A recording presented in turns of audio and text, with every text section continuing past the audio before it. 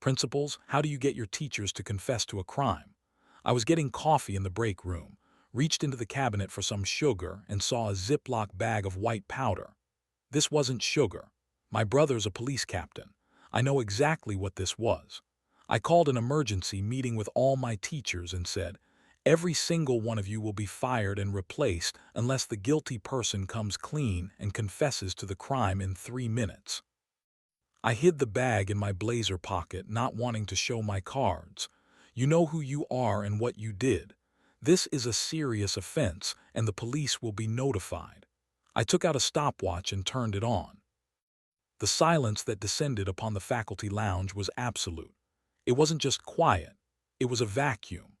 I could hear the hum of the vending machine in the hallway and the distinct, wet sound of Mr. Gorski chewing on the end of a pencil. 35 pairs of eyes stared back at me. Some were terrified, some were confused, and some held a darkness I had never noticed before during our Monday morning briefings. I leaned back against the whiteboard, crossing my arms. I needed to project absolute confidence, even though my palms were sweating. If the superintendent found out I was running a school that doubled as a stash house, my pension was smoke. 2 minutes and 45 seconds, I announced, my voice echoing off the linoleum tiles. I am not bluffing.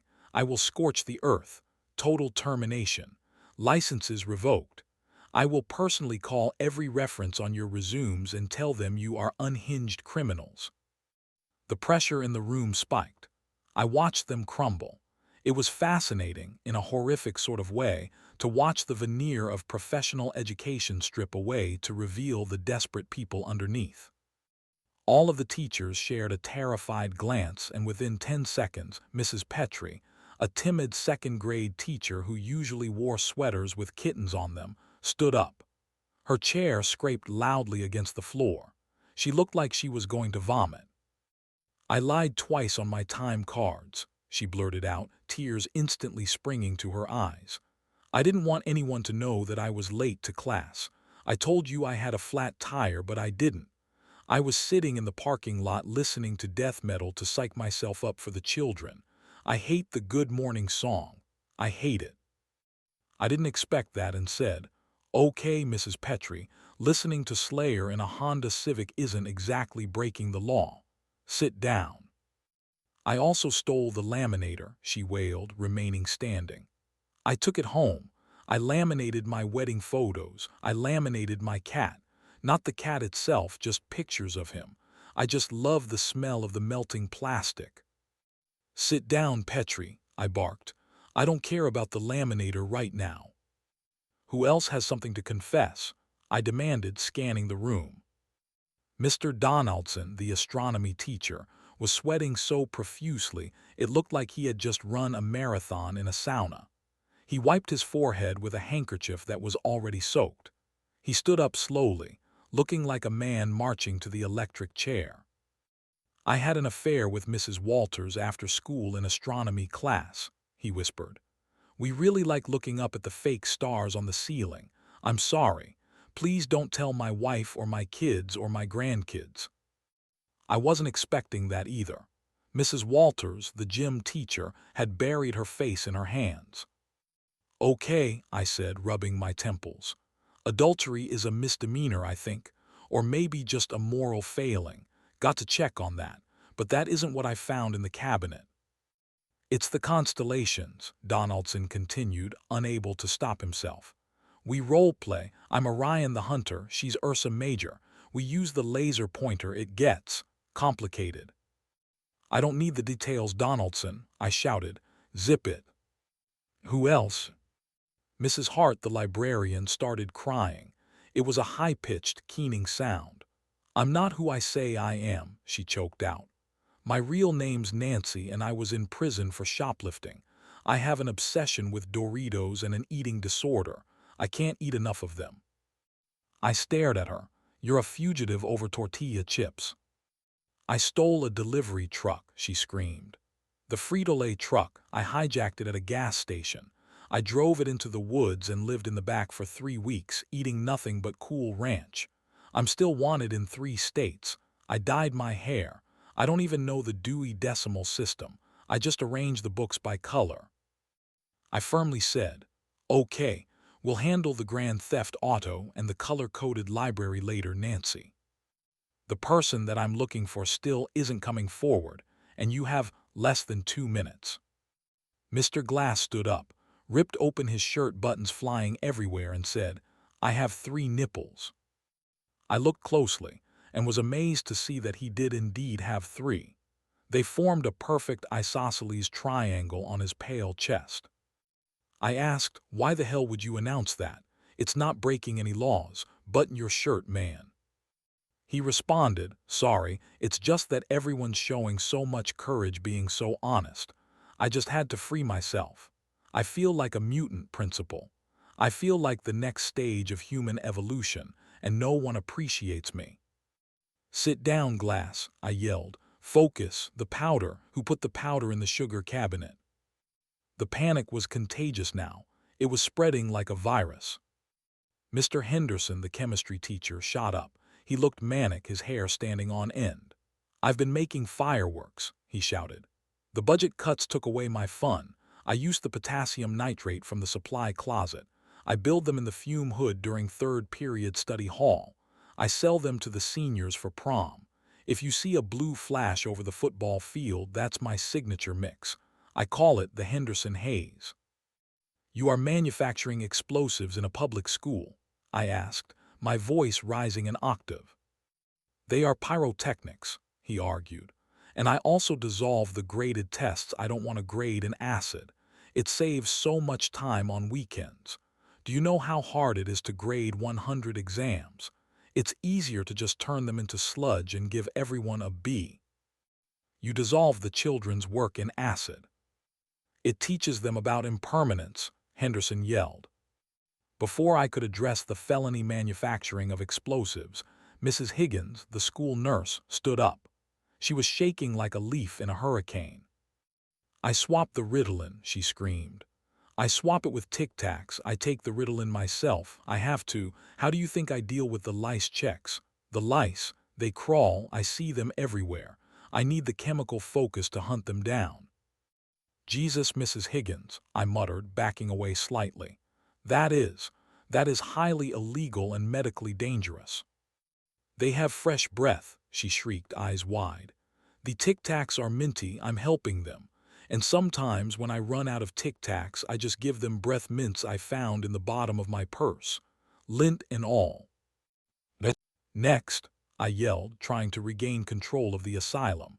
"Someone here is hiding something worse than Tic Tacs." Coach Miller, the football coach, stood up. He was a massive man, usually jovial, but now he looked pale and small. "I run a betting ring," he said, his voice a deep rumble. "On the games?" I asked. "On the kindergartners," Miller confessed. "Nap time. We bet on who wakes up first. The spreads are huge. We have an over-under on bed wetters.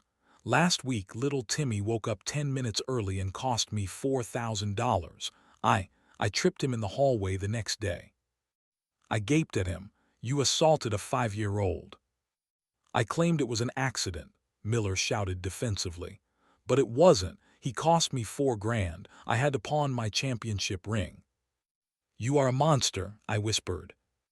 "I have a gambling problem," Miller roared. "And the toddlers are the only honest sport left." Miss Vane, the English teacher, stood up slowly. She looked impeccable as always, but her hands were trembling. "I haven't read a student essay in 12 years, she said calmly. "What?" "I grade by weight," she admitted. "I put the papers on a kitchen scale. If it's over 3 ounces, it's an A. If it's under 2, it's a C. If they use heavy cardstock, they get extra credit. I don't even know if they can write. I think half of them are just copying lyrics from Taylor Swift songs, but I wouldn't know because I just weigh the paper." "Ms. Vane, that is educational malpractice." "It's efficient," she snapped. "Do you know how boring The Great Gatsby is the 500th time? I use the time I save to write fan fiction about you and the superintendent." "Excuse me," I choked. "It's a slow burn romance," she said deadpan. "It's very popular on the forums." I felt the room spinning. 1 minute and 30 seconds, I roared, checking the stopwatch. I still don't hear a confession about the bag in the cabinet. Suddenly, Mr. Reeves, the IT director, stood up. He was shaking, his glasses fogged up. I record everyone, he said fast. The cameras in the staff bathrooms, they aren't dummies. I installed them. I watch them. I have terabytes of footage. I sell the audio of you guys complaining about your spouses to data brokers in Russia. The bathrooms, Mrs. Petrie squeaked. Everyone, Reeves yelled. I know about the rash, Mr. Donaldson. I know about the rash. I have zoomed in footage of the rash. Mr. Donaldson covered his face in shame. I also mine Bitcoin on the school servers, Reeves continued. That's why the internet is so slow. I'm diverting 90% of the processing power to my crypto farm in the basement. I've made $6. I was losing control. The meeting had turned into a purge of the soul. Enough. I don't care about the Russian data brokers or the Bitcoin. I want the owner of the white powder. A heavy silence fell again, but it was darker now. The air smelled of sweat and fear. Then from the back of the room, Mrs. Blackwood, the art teacher, spoke. She didn't stand up. She just sat there, staring at her hands, which were covered in dried clay, or what I hoped was clay. I use the ashes, she whispered. What? I asked. The pottery projects, she said, looking up with dead eyes. The clay, it's not just clay. I work part-time at the crematorium. I mix the ashes of the unclaimed bodies into the clay, the parents. They put the pinch pots on their mantles. They don't know they're displaying someone's grandma. I call it spirit molding. I think it haunts the school. The kiln screams sometimes. I hear them pleading. The room went dead silent. Even the nurse on Ritalin stopped twitching. That is, desecration of the dead, I whispered. Mrs. Blackwood, you are sick. It adds texture, she snapped, and the ghosts give me inspiration. I am terrified of you people, I said. 1 minute. Mrs. Gable, the sweet old lady who taught home economics, slammed her hand on the table. I haven't bought groceries for this school in 5 years. What are the kids cooking then? I asked, horrified. Roadkill, she hissed. It's free, it's organic, squirrel stew, raccoon ragu, possum pie. I scrape it off Route 66 on my way to work. I tell them it's locally sourced specialized protein. The budget money goes to my online poker addiction. I play against Coach Miller. I'm the one who won his championship ring. Coach Miller looked at her with pure hatred. Your sniper grandma 77. Read and weep, Miller, she cackled. I felt bile rising in my throat. Mrs. Gable, you are feeding the children flattened raccoons. It builds immunity, she shrieked, and the tire tread adds a nice char pattern.